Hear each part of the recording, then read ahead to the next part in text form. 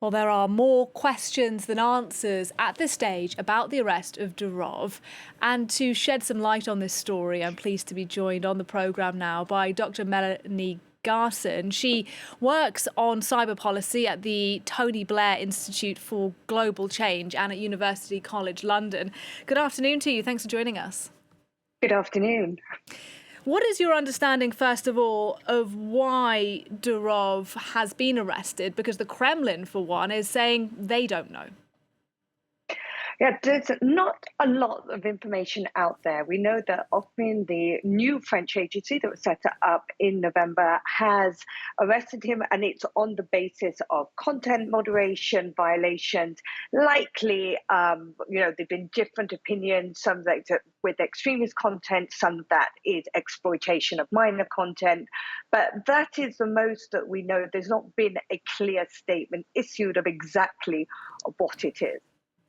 Well, it's worth saying, though, that Telegram has issued a statement saying that it does abide by EU laws, including the Digital Services Act on moderation. They've said as well that Durov has nothing to hide. But given that it seems that there was a possibility he was arrested, it does beg the question why he'd touched down in France at all.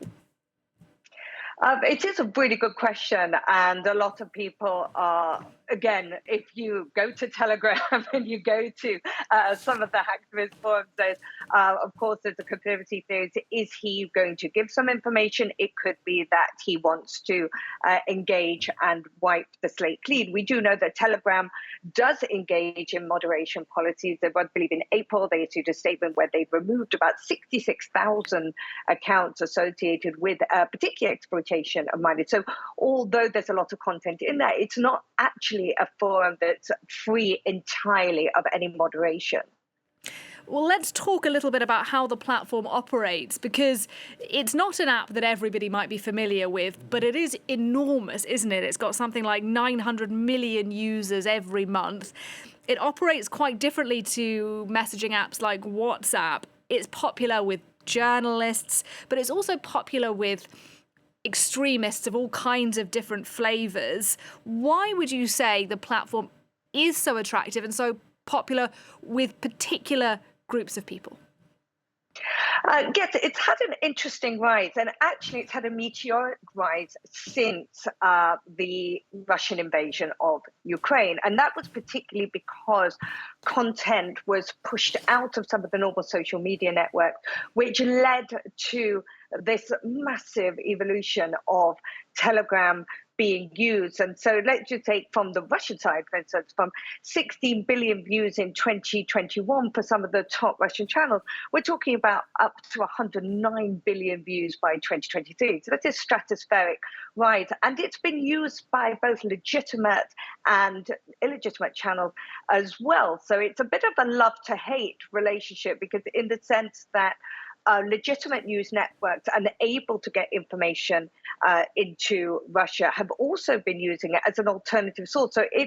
But at the same time, as you've noticed, we've got hacktivists, we've got private military company groups using it, as well as those state-based influences, both across news networks and other ways that today that conflicts have become both physical and digital. So there's a digital battlefield to every single physical conflict. You talk about a digital battlefield, particularly, of course, in the context of the Russia-Ukraine war, where it is used extensively, Telegram. It's associated, of course, with the spread of information on these channels. Is it also used to spread disinformation, fake news? Absolutely. And it's used to amplify misinformation. And it does have not sort of bot sets as well. It's slightly different from the other types of bots we see across other information channels that can activate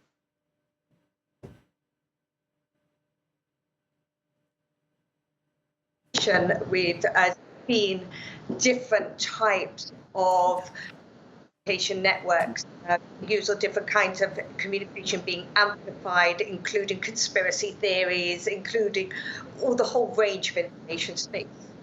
What kind of impact do you think Durov's arrest, particularly if it continues, perhaps if he's charged, will have on how the app is used in places like Ukraine and in Russia?